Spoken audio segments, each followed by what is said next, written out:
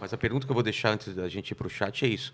Se esses governos de esquerda, eles reduziram esse racismo estrutural que eles acham, que eles dizem existir, se eles reduziram essa distância, o que eles fizeram, se isso aconteceu.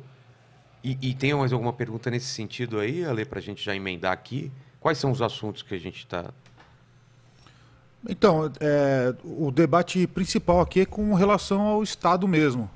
Então, é o que eu quero puxar também. Se quando a esquerda esteve no poder, se eles conseguiram, então, Não, implementar. uma coisa, por exemplo, você vê assim, o PT se gaba, né, e os petistas se gabam de Ser o donos. Lula, né, diminuiu a miséria em tantos e não sei o que, tal, tal, tal, tal. Beleza, então houve conquistas sociais, digamos assim, no período dos governos petistas. Em termos de melhoria de condições econômicas, houve. Na esteira do Plano Real e coisa e tal, não sei o que lá, houve sim.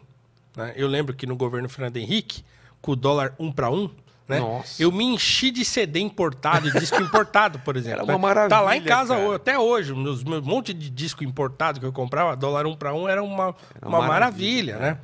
Então, assim, em termos de ascensão social, né? De formação de uma classe média negra e tal, e não sei o quê, olha, eu acho até que houve uma mudança, assim, uma melhora.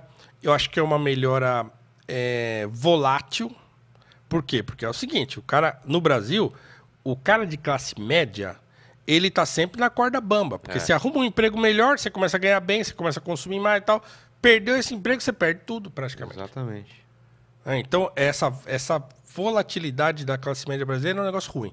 Então, você não tem uma classe média consolidada, né, que sobe da pobreza, que há mobilidade social, a pessoa se mantém ali. Então, esse é um primeiro problema. Então, quer dizer, o PT melhorou? Melhorou em termos. Não dá para dizer que não melhorou nada, porque é mentira, certo? Houve, sim, um investimento em você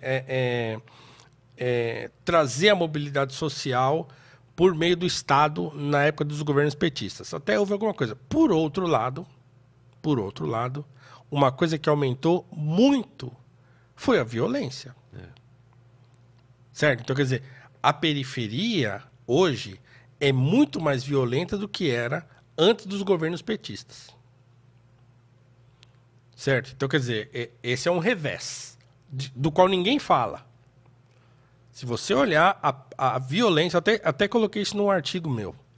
Num artigo meu em que eu falo do rap e tal, né, e falo do Mano Brown, porque o Mano Brown gosta do Lula e tal, não sei o que lá, e fala, Mano Brown, tudo bem, ele gosta porque lá no Capão ele viu, né, o pessoal lá melhorar de vida durante o governo Lula e tal. Por outro lado, hoje, o cara que mora na favela, o cara sai para trabalhar às 5 horas da manhã, vai lá pro ponto de ônibus e ele é assaltado. O cara que é da favela, o negro que sai da favela para ir trabalhar às 5 horas da manhã é assaltado por outro negro, talvez de outra favela ou da mesma, no ponto de ônibus, 5 horas da manhã.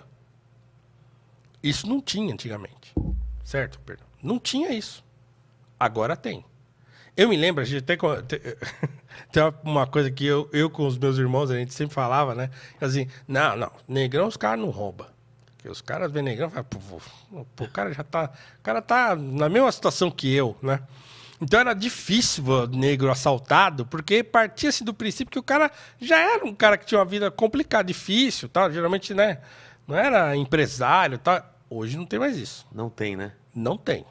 Qualquer pessoa está sujeita. Qualquer pessoa está sujeita. Então, quer dizer, aumentou muito a violência durante os governos petistas. Isso é um fato. Fato. Aumentou a violência porque aumentou o poder aquisitivo da pessoa da periferia? Não necessariamente. Eu acho que aumentou a violência porque entrou uma cultura dentro da periferia de desvalorização dos pilares fundamentais que faziam com que as pessoas mantivessem uma certa ordem. Um deles, por exemplo, é a ideia de você... Você aceita a ideia de que eu não tenho, eu vou tirar de quem tem, porque é assim. Não, e outra coisa, assim, a questão da família, né? A questão da família. Então, a periferia se mantém, ou se mantinha, ou se manteve durante muito tempo, Porque a família era um esteio. Certo? Você morava na periferia, morava na favela, não sei o quê, mas sua mãe e seu pai estavam lá. Se seu pai não estava, a sua mãe era sua mãe e era seu pai. É. Tomava no peito. Pá, vem aqui. E segurava as pontas. Hoje não. Hoje isso é muito mais difícil. Hoje tem mãe muito mais jovem, né? Tem mãe muito mais jovem que o filho nasce de gravidez indesejada, sem querer, não sei o que e tal. Então tem muito mais, né? Essa situação. Então tem muito mais criança e adolescente fruto de lares desfeitos ou nem feitos, né? Filho de uma mãe solteira que não tem a mesma, digamos assim, responsabilidade que tinha a mãe das gerações anteriores. Eu tenho uma tia, por exemplo, minha tia Hilda, um beijo, tia, que criou a Keila, minha prima, sozinha. Quase que absolutamente sozinha. E a Keila hoje é uma grande mulher. Né? Então, mas por quê? Porque minha tia falou, vem aqui. Pá, e tomou a peito, vou criar. É minha, vou criar. Deu errado, não conseguiu ficar com o pai, né? Tal, mas ela tomou a peito, vou criar. Então hoje isso é... E acho que muito disso é uma coisa cultural que foi implantada dentro da periferia. Essa, como é que se fala? Relativização do valor da família. Isso eu sinto bastante de um tempo pra cá mesmo, de que não é tão importante assim quanto você acha que... E é um troço que está lá no marxismo, que é a demonização da chamada família burguesa. E a família burguesa é o pai, mãe, os filhos e tal. Isso aí, para o marxismo, era o que mantinha a estrutura do capitalismo. E que tinha que ser combatido. E que tinha que ser combatido.